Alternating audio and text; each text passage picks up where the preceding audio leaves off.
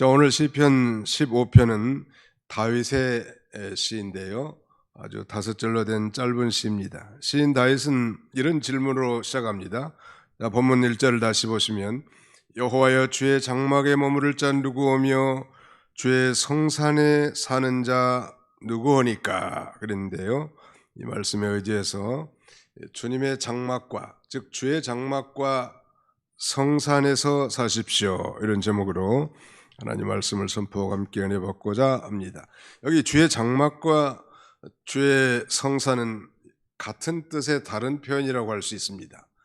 다시 말씀드리면 동의적 대꾸로 쓰였는데 주의 장막이라고 하는 것은 주님의 성막이라고 할 수 있습니다. 다윗 시대는 아직 솔로몬의 성전이 건축되기 이전이기 때문에 이 성막에서 하나님 앞에 제사를 드렸는데 이곳에서 이 백성들이 하나님을 만나는 곳이라는 의미에서 성막을 다른 말로 회막, the tent of meeting, 만나는 장소 이렇게도 부르고, 혹은 십계명에 법이 들어있다고 해서 법막 이렇게도 표현합니다. 아무튼 그것은 바로 주님의 성산이고 거룩한 시온산인데요. 그러므로 이 주의 장막과 주의 성산은 이 주님의 임재의 표상입니다. 여호와 하나님께서 그곳에 자정해 계시고 또 백성들이 드리는 제사와 예물을 받으시고 또 거기서 주님의 세미한 음성을 들으시고 또 은혜와 축복으로 함께해 주십니다.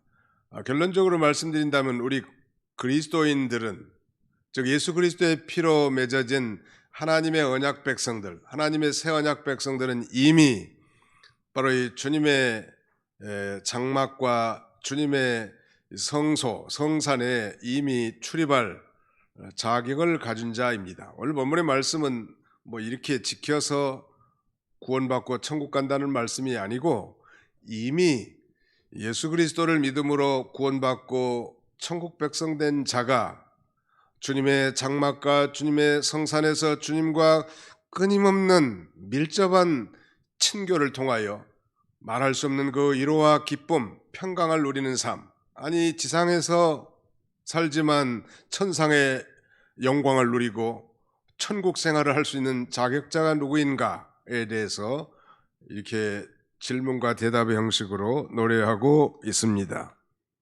시편 이 히브리서 10장 19절로 20절에는 그러므로 형제들아 우리가 예수의 피를 힘입어 성소에 들어갈 담력을 얻었나니 그 다음에는 그 길은 우리를 위하여 휘장 가운데로 열어놓으신 새로운 살 길이요 휘장은 그의 육체니라 그랬습니다.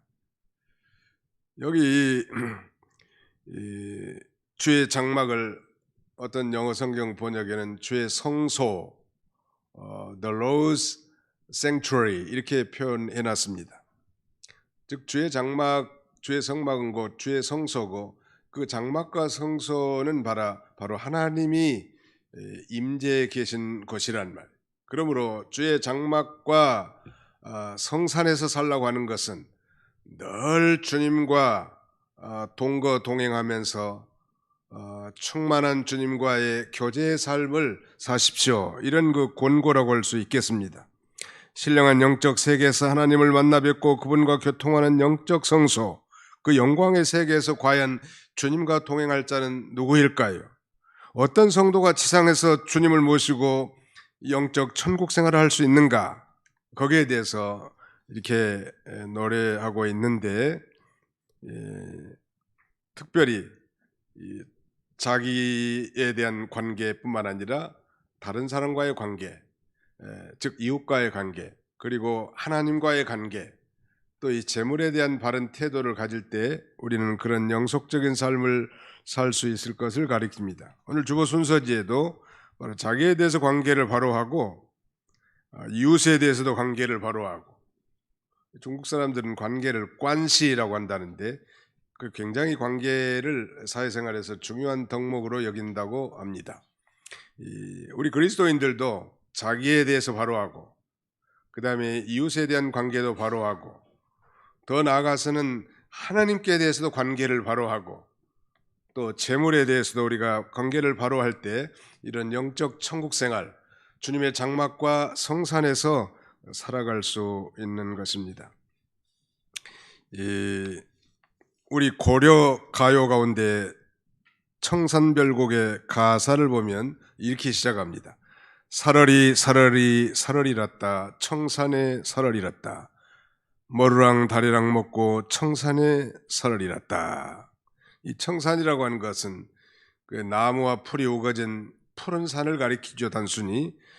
그러므로 청산에 사러리랐다고 하는 것은 바로 자연에 살고 싶다 그런 의미거든요.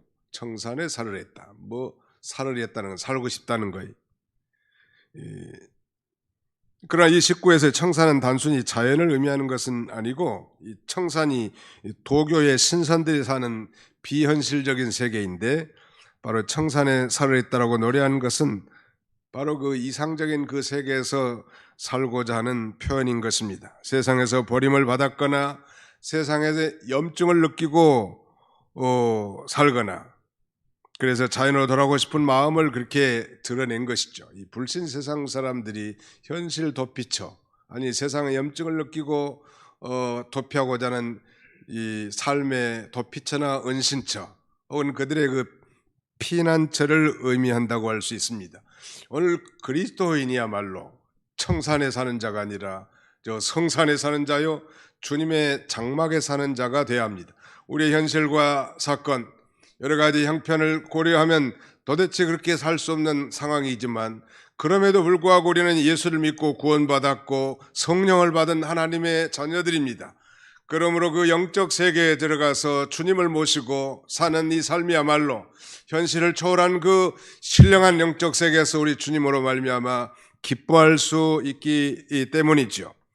이를 위해서는 먼저 자기에 대해서 바로 해야 되는데요. 2절을 보시면 자기에 대해서 뭘 바로 해야 할까요? 2절에 정직하게 행하며 공의를 실천하며 그의 마음에 진실을 말하며 세 가지를 들고 있죠. 첫째는 정직하게 행할 것, 두 번째는 공의를 실천할 것, 그리고 세 번째는 그의 마음에 진실을 말할 것.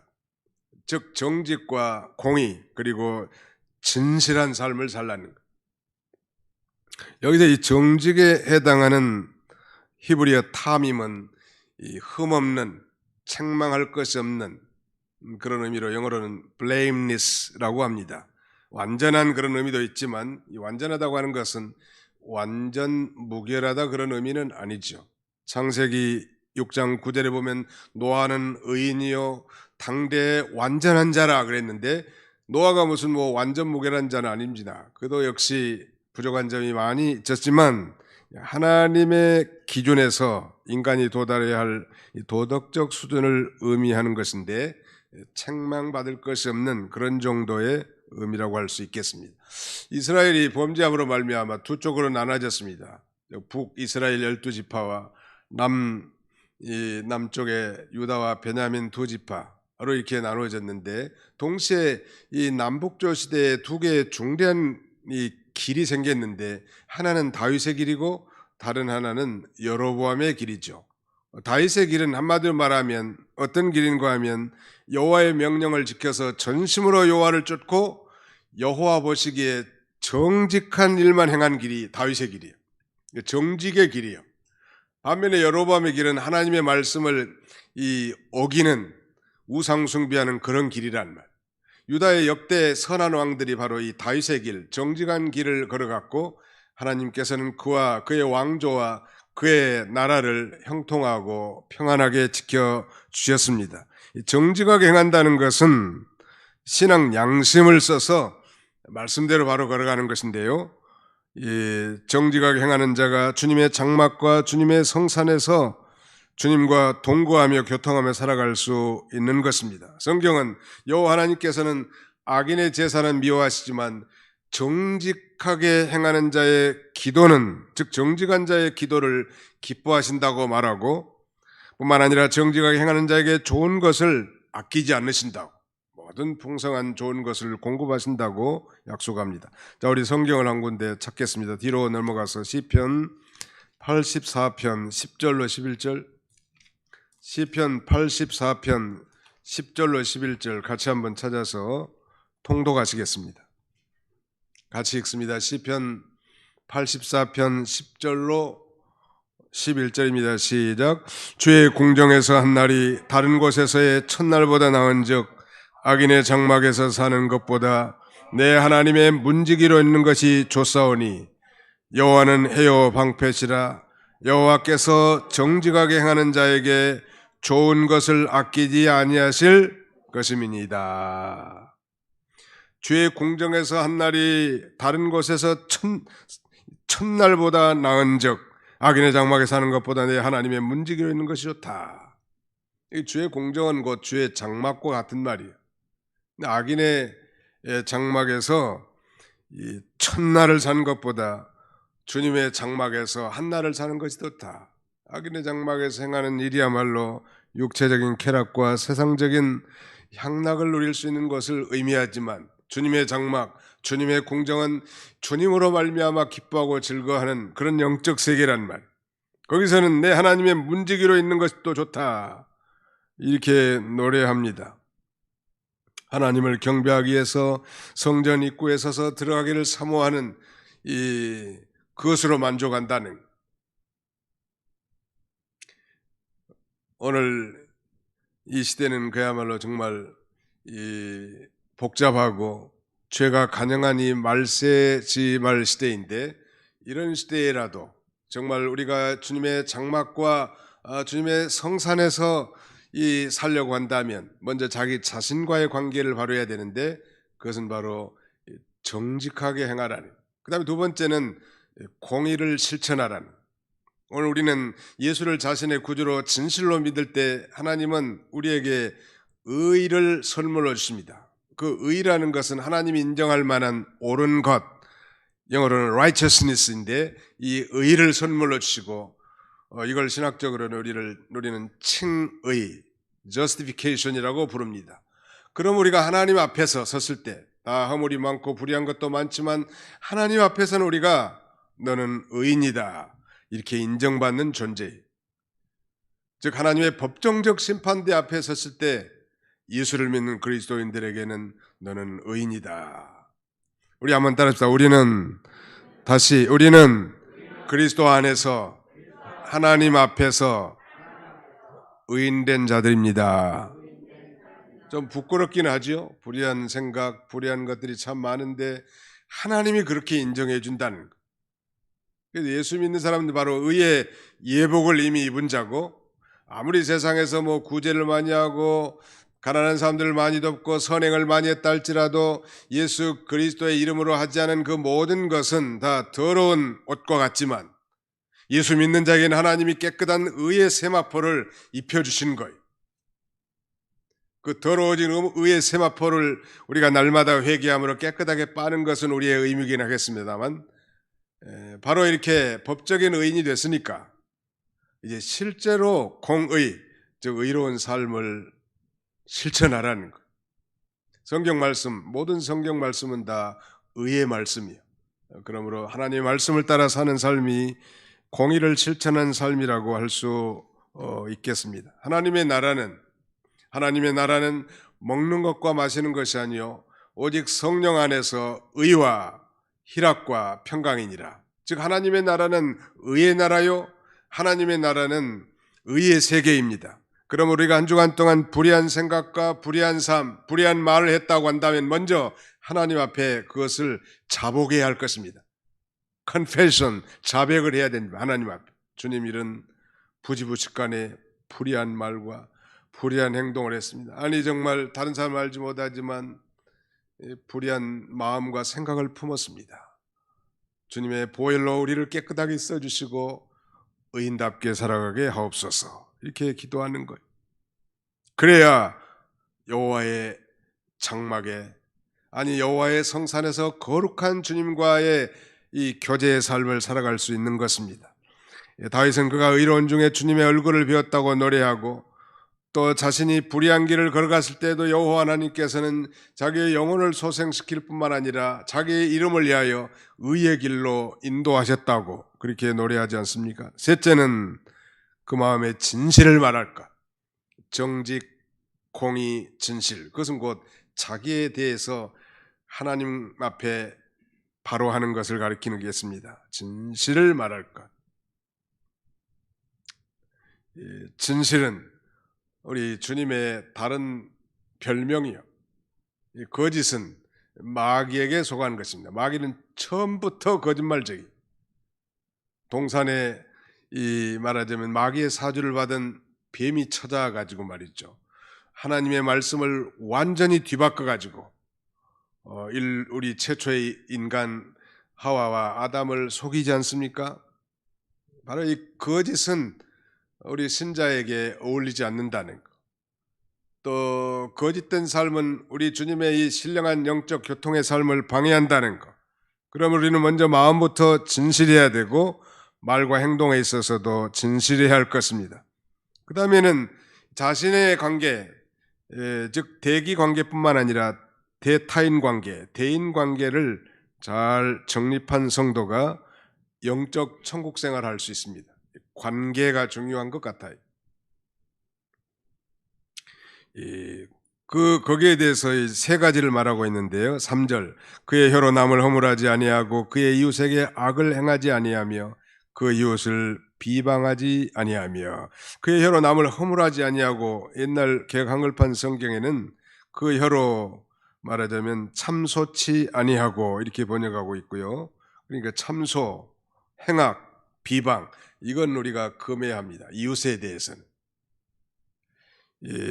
참소는 거짓으로 고해 바치는 것인데, 다른 사람에게 거짓으로 일러 바쳐서 손해를 주려고 하는 모든 악한 일, 참소지요. 신령한 세계에서 우리 주님과 정말 천국 생활을 소원하고 꿈꾸는 자들이라고 한다면 남을 헐뜯거나 비방하지 않습니다. 우리 허물을 덮어주고 격려해주고 위로해주고 소망을 주는 그런 삶을 살 때 우리의 기도가 잘 응답이 되고, 우리가 이 지상에 살지만 천상의 아름다운 세계에서 우리가 만끽할 수 있는 것입니다. 이 마귀 사탄의 별명이 바로 참소자예요. 즉 그의 혀로 남을 허물하는 것입니다. 우리 성도가 참소하지 말아야 할 뿐만 아니라 그 다음에 행악, 모든 악행을 해서는 안 됩니다. 행악은 온갖 나쁜 일로 괴롭히는 것인데, 언제나 우리는 이웃에게 악을 행하지 말고 선을 통해서 유익을 줘야 합니다. 그리고 비방하지 말라니. 이 비방하다의 원어적 의미는 어떤 사람에 대한 험담이나 비난 외에도 그 사람의 명예를 훼손시키고 마음에 상처를 주는 모든 형태의 발언이다 비방이에요.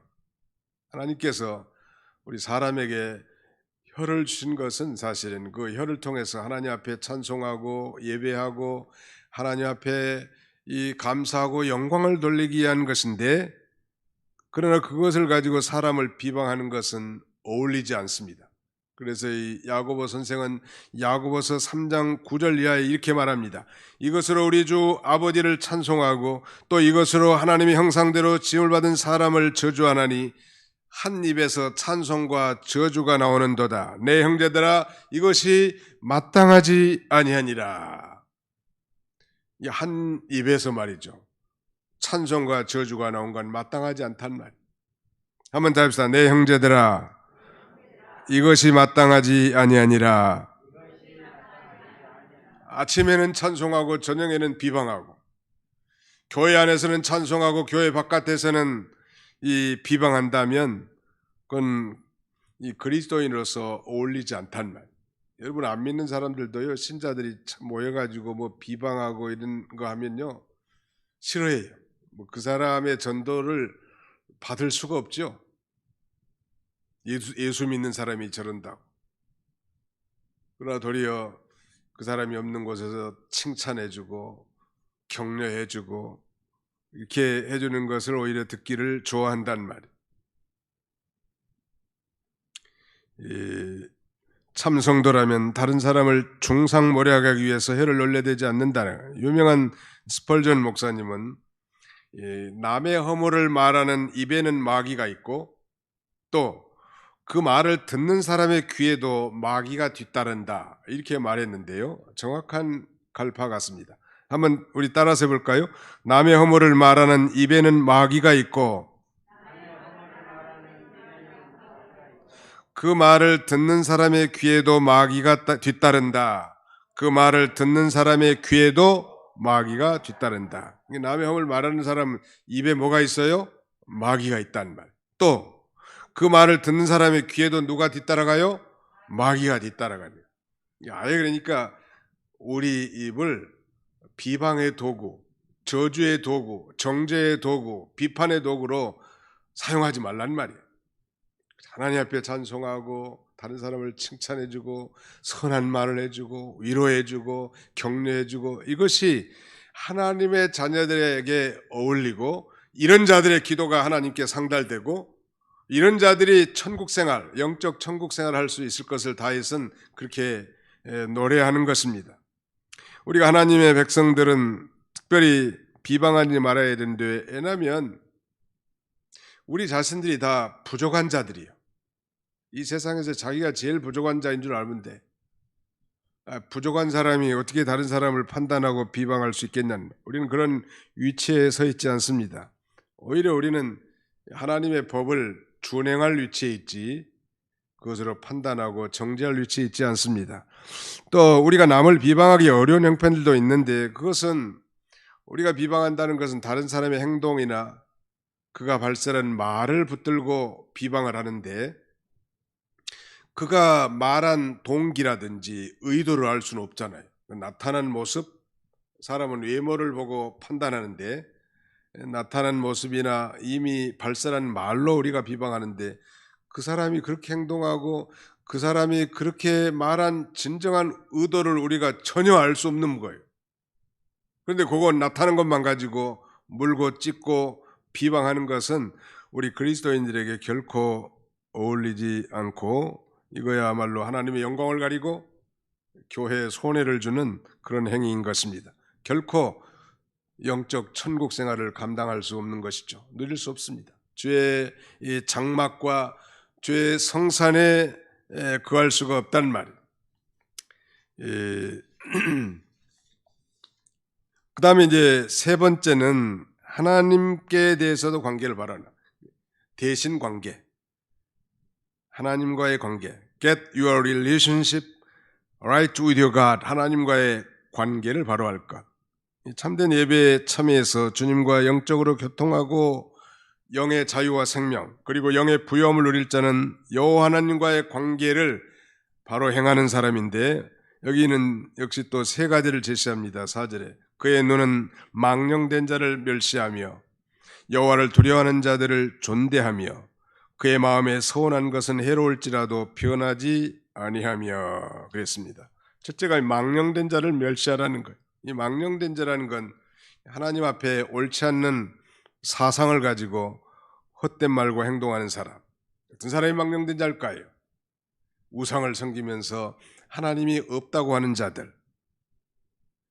또 우리 성경에 나타난 거 보면 한 그릇 식물을 위하여 장자권을 팔아버린 예서 같은 사람.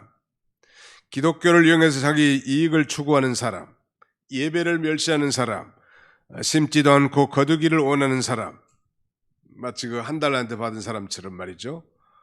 또 하나님의 교회를 핍박하고 손해를 주는 사람, 그리고 죄를 짓고도 하나님이 보지 않을 거라고 생각하는 사람, 이게 전부 다 망령된 사람.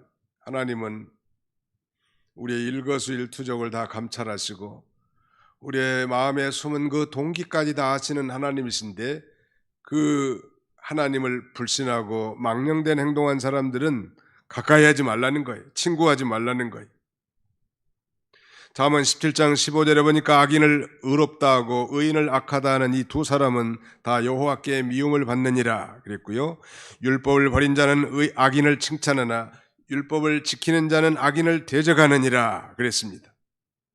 그 다음에 여호와를 두려워하는 자를 존대하라는 거예요. 두렵다는 것은 여기서 노예적 공포심이 아니고 여호와 하나님을 두렵고 떨림으로 섬기는 여호와를 경외하는 자를 가리키는데 이런 사람을 존대하라는 말이에요. 그래야 주님의 장막과 주님의 거룩한 산에 머물며 살 수 있는 것입니다. 하나님을 경외하는 것은 악을 미워하는 것이고 하나님을 경외함으로 악에서 떠나게 되는 것입니다. 우리가 뭐 악에서 떠나십시오, 죄 지으면 안 됩니다 이렇게 말씀을 듣지만 정말 하나님을 두렵고 떨림으로 섬기는 분이라고 한다면 하나님을 경외함으로 악에서 떠나게 되고 또 악을 미워하게 되는 것이죠. 하나님을 경외하는 사람.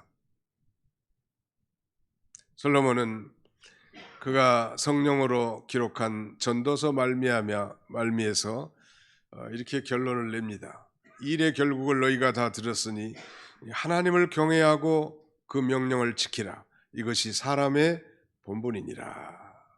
하나님을 경외하는 자를 존대하되 망령된 자를 멸시하는 것, 즉 가까이 하지 말라는 것. 여호와를 경외하는 것이 지식의 근본이오늘 미련한 자는 지혜와 훈계를 멸시하느니라 그랬고요. 나를 존중히 여기는 자를 내가 존중히 여기고 나를 멸시한 자를 내가 경멸히 여기리라. 나를 사랑한 자가 나의 사랑을 입으며 나를 간절히 찾는 자가 나를 만날 것이니라 라고도 말씀하셨죠. 아무튼 여호와 하나님을 경외하는 자, 두렵고 떨림으로 섬기는 자를 존대하고 망령된 자를 멸시하고 가까이 하지 않는 삶. 그리고 마지막 하나는 대신 관계에 있어서 서운한 것, 마음에 서운한 것은 해로울지라도 변하지 아니하며, 즉 서원을 이행하는 것을 가리킵니다. 서원이라는 건 하나님을 향한 약속인데요. 하나님을 위해서 이렇게 저렇게 하겠다는 그런 약속입니다. 대개 서원은 하나님 앞에 간절한 소원이 있을 때 말하자면 하게 되는데 그걸 담보로 하나님께 자기의 소원을 들어주기를 청하는 것입니다. 어떤 면에서 그러니까 소원은 하나님과 우리 성도 간의 믿음의 계약서를 체결한 것 같아요. 세상 사람들도 뭐 계약서에 도장 찍으면 자기에게 불리할지라도 반드시 그 계약을 이행해야 되는 게 인지상정인데 우리가 부지부식간에 하나님 앞에 약속하고 소원했다 할지라도 하나님은 이미 다 들으셨고 그것을 이행하기를 기다리시는 것입니다. 하나님은 시건한 분이 아니죠. 하나님 앞에 약속한 것은 반드시 우리가 이행해야 합니다. 가령 뭐 우리가 이 은혜 받고 정말 하나님 앞에 몸 바치기로 소원한 것, 자녀를 주님의 종으로 소원한 것, 아니 직분을 받을 때 하나님 앞에 소원한 것, 하나님 앞에 여러 가지 명목의 작정연보로 약속한 것, 성경 말씀대로 살려고 하는 것, 아니 정말 주님의 거룩함을 담기 위한 하나님과의 약속, 이런 소원한 것, 이런 것들은 결코 변하지 말아야 된다는, 변치 말고 이행하라는 그런 면에서 함부로 소원하는 것은 옳지 않지만 그렇다고 소원을 안 하는 것은 영적인 아무 유익이 없는 것입니다. 왜냐하면 우리가 뭐 말씀을 들을 때나 예배 가운데나 때로 정말 조용히 주님과 묵상할 때 하나님이 은혜를 주신단 말이요. 그리고 이 감동이 와요. 그때 이제 소원하는 것입니다. 하나님 이렇게 하겠습니다.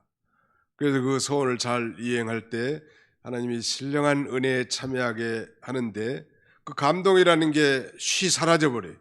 하나님 앞에 약속하지 않으면 쉬 사라지니까 별 유익이 없지요. 그러니까 소원을 하는 건 참 잘하는 거지만 함부로 하고 이행하지 않는 것은 옳지 않다는. 자, 우리가 지난 이제 뭐 9달이 지났습니다만 하나님 앞에 금년에 내가 어떻게 하겠다고 한 그런 약속들이 있을 거예요. 제대로 이행했는지 우리가 되돌아보고 이제 나머지 석 달 동안 그걸 잘 이행해야 합니다. 소원을 잘 지키는 것, 그것이 곧 이 하나님과의 영적 충만한 교통의 삶의 비결이라 할 수 있을 것 같아요. 다윗도 자주 하나님께 소원을 드렸던 대표적인 인물이죠. 하나님이 이렇게 하겠습니다. 하나님이 이렇게 해주시면 이렇게 하겠습니다. 뭐 거래는 아니지만 은혜 받고 그렇게 결단하고 약속하는 것입니다. 그 다음에 마지막 네 번째는 재물에 대해서도 우리 성도가 관계를 바로 해야 합니다. 대물 관계를 잘 정립한 성도. 동양의 성자라고 일컫는 김현복 목사님은 신자에게 하나님께서 물질을 주신 것, 재물을 주신 것은 첫째 말하자면 믿음을 위해서, 즉 믿는 일 하라고 주셨고, 그 다음에는 먹고 쓰라고 주셨다. 아주 평이하지만 정확한 이 정의를 내렸던 인물인데요. 하나님 우리에게 물질을 주신 건 첫째가 믿는 일 하라고 주는 거예요. 그 다음에 두 번째는 우리 일상생활에 먹고 살라고 주신 것입니다. 아주 평이한 교훈이지만 정확한 진단이죠. 자, 그런데 여기에 대해서 특별히 두 가지를 지적하는데, 첫째는 5절에 보시면 이렇게 말씀합니다. 이자를 받으려고 돈을 꾸주지 아니하며 뇌물을 받고 무죄한 자를 해하지 아니하는 자이니 그랬습니다. 이자를 받으려고 돈을 꾸주지 말까. 여기서 이자는 특별히 고리를 가리킵니다. 고리대금하지 말라니. 그 다음에는 두 번째는 뇌물을 받고 무죄한 자를 해하지 말라니. 하나님이 가장 싫어하는 거예요. 재물에 대해서. 고리대금하는 것과, 되게 돈을 빌린 사람은 다 연약한 서민이고 가난한 사람일 텐데 말이죠. 아주 높은 이자를 매겨가지고 더욱더 가난해서 헤어나지 못하고 아주 파산하게 만드는 것은 하나님 앞에 큰 죄지요. 전에 그 뉴스에 보니까 한 젊은 처녀가 꿈을 안고 연예계를 지원하려고 하는데, 무명 시절에 뭐 수입이 얼마나 있겠습니까? 그래서 사채를 한 2천만 원 쓴 모양이에요. 근데 이게 눈덩이처럼 바뀌어가지고 자기 부모님 모르게 집문서 뭐 땅 문서 다 갖다 바쳤대 한 20억 이상 날렸다는 거 아니. 아무튼 이 사채라고 하는 건 그 사람들이 정한 게 법인 모양. 이 공권력의 제한을 받아야 되겠는데 그렇지 않은 사람들도 많은 모양. 아무튼 우리 재물 관계를 바로 해야 돼. 뭐 2, 3일 전에 그 신문에 뉴스에 보니까 강남의 한 대형 교회의 아무개 집사가 교인들에게 이 투자 명목으로 단기 투자인지 돈을 끌어 모았는데 뭐 한 200억 이상 손실을 줬고, 뭐 따져보면 400억, 500억 된다니. 그 집사가 뭐 그 교회 나온 지가 한 10년 좀 넘은 모양인데 새벽 기도도 잘 나오고, 또 그다음에 교회 뭐 여전도회 남전도회 뭐 교회 행사가 있으면 뭐 기부 찬조도 잘하고, 모든 사람들이 다 좋게 생각했는데 그 연약한 성도들의 돈을 말하자면 투자 명목으로 투자하라고 해가지고 사기친 거예요. 그 사기칠 때 그렇게 했다고 하니 여기 투자하라고. 그 마음을 결정하지 못하면 아직도 기도 응답이 없느냐고. 하나님의 능력을 믿으라고. 그러니까 뭐 투자한 사람이 많고 1억을 투자했는데 매달 이자를 220만 원씩 주더래. 요즘 은행에다가 1억을 넣으면 10만 원 정도밖에 안 나온다는데 10만 원도 안 나오는지 몰라. 220만 원을 착착착 매달 자기 통장에 들어오니까 있는 돈 없는 돈 가족 돈 다 끌어 모아가지고 투자한 거예요. 한참 지나니까 뭐 그 하나님이 함께 하시고서 축복할 수 없죠. 한참 지나니까 이자는커녕 이제 원금도 못 받고 사회적인 문제가 돼서 신문에 나온 거예요. 예수의 이름을 가지고 뭐 돈을 투자하라, 이건 분명히 비성경적인 것이기 때문에 경계해야 되고요. 우리 교회는 그런 역사가 없는지 모르겠습니다만은 아무튼 그건 이 하나님이 기뻐하신 일은 아니에요. 누가 투자하라고 하면 물어보면 되는데 성도들이 잘 안 물어보더라고. 옛날에도 그런 경험들이 있는데 누구한테 한 사람에게만 물어봤으면 가르쳐 줄 텐데, 목사님이 내가 돈 많은 줄 알면 연보 안 한다고 또 어떻게 생각할까 이런지 아예 얘기를 안 하는 거예요. 그 나중에 이제 이 터졌어. 그거 어떻게 수습할 거냐는 거예요. 높은 수익을 준다는 그런 말에 현혹돼서는 안 됩니다. 아무튼 고리로 대금하는 거, 말하자면 하나님께서 기뻐하시지 않는 일이란 말. 영적 생활을 할 수는 없는 거예요. 거기. 또 뭐 이름만 되면 잘하는 연예인의 아버지인데 목사래. 이 양반은 뭐 교회에서 뭐 복음운동도 하지만 뭐 경제연구소라는 기관을 만들어 놓고 성도들 150명에게 이렇게 투자하라고. 연리 8%로 이자를 착착 준다. 그래서 많은 성도들이 거기다 돈을 집어넣는데 그 투자가 뭐 위험성 있는 거 아니요? 그 어떻게 그 감당하지 못했단 말이에요.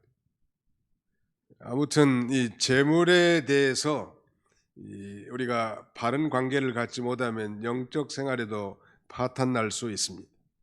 요새 뭐 대선 후보들 간에 뭐 성남 대장동 그야말로 부동산 투기 의혹 사건이 아주 한반도를 뒤엎는 빅 뉴스가 됐는데, 아무튼 뭐 경찰에 검찰에 해서 이 조사해 보면 다 알겠지만 과연 이게 정상적인 거래였는가?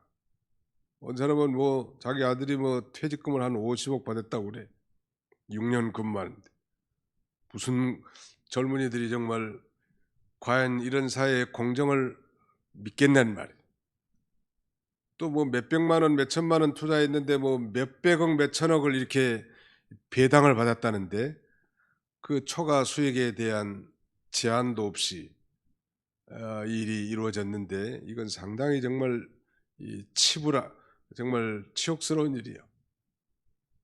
거기 아마 예수 믿는 사람들도 끼어 있을 수도 있을 것 같은데, 아무튼 우리 믿는 사람들은 재물에 대해서도 바로 해야 돼. 믿는 일 하라고 하나님 주셨고 또 먹고 쓰라고 주셨는데 거기에 대해서 우리로 하여금 지나친 욕심을 품게 하다든지 이런 것에 대해서는 비성경적인 줄 알고 우리가 잘 분별해야 할 것입니다. 주님의 장막과 성산에서 사십시오. 주의 장막과 성산에서 살라고 하는 것은 자신에 대해서도 바로하고 이웃에 대해서도 바로하고 하나님께서도 바로하고 재물에 대해서도 바로한 자가 세상에 정말 환난과 풍파와 시험 고난이 엄청나게 많다 할지라도 환경을 초월하여 늘 주님과 영적 천국 생활할 수 있는 것입니다. 이 지상에 살지만 천상의 맛을 누리면서 살아갈 수 있단 말. 자신에 대해서는 우리가 정리하면 정직하게 행하고 공의를 실천할 뿐만 아니라 진실하게 살라는, 다른 사람에 대해서는 참소하지 말고 행악하지 말고 비방하지 말란 말. 그 다음에는 하나님에 대해서는 망령된 자를 멸시하고 이 하나님을 두려워하는 자, 하나님을 경외하는 자를 존대할 뿐만 아니라 하나님 앞에 서운한 것을 변치 말고 잘 이행하라는, 재물에 대해서는 고리대금업과 뇌물을 금하라는 것이 오늘 성경의 가르침입니다. 하나님 앞에 우리가 바로하지 못한 것이 무엇인지, 관계가 막힌 것이 무엇인지 그걸 찾아서 우리가 회개하고 하나님과 풍성한 교제와 풍성한 위로와 평강 그리고 기쁨의 삶을 사는 그런 저와 여러분들이 다 되시기를 주님의 이름으로 축원합니다. 기도하겠습니다. 기도합시다. 이 말씀을 기억하면서 기도하겠습니다. 주의 장막과 성산에서 살기를 원합니다. 주님, 개인적으로나 대인관계나 또 대신관계나 대물관계에 있어서 바로하지 못한 것들을 하나님께서 불쌍히 여겨주시고 이 모든 것들을 바로 정립함으로 영적 천국 생활하게 해주옵소서. 통성으로 우리가 잠깐 2, 3분간 기도하겠습니다. 소리를 좀 내서 간절히 기도하겠습니다. 살아계신 우리 아버지 하나님 감사합니다. 오늘도 좋은 일기를 허락하시고 이렇게 주의 전에서 하나님 앞에 예배드리며 또 온라인을 통하여 함께 아버지 예배할 수 있도록 은혜 주심을 진심으로 감사합니다. 아비로신 아버지 하나님, 주의 장막과 성산에서 풍성한 영적 천국 생활하기를 원합니다.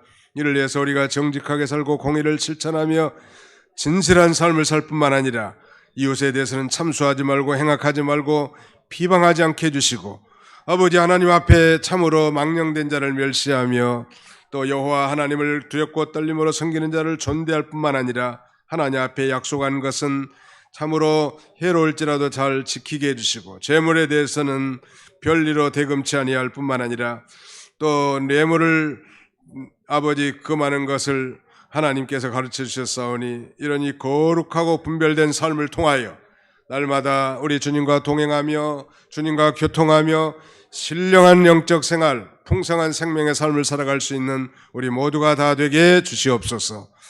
예수님의 이름으로 기도하옵나이다. 아멘.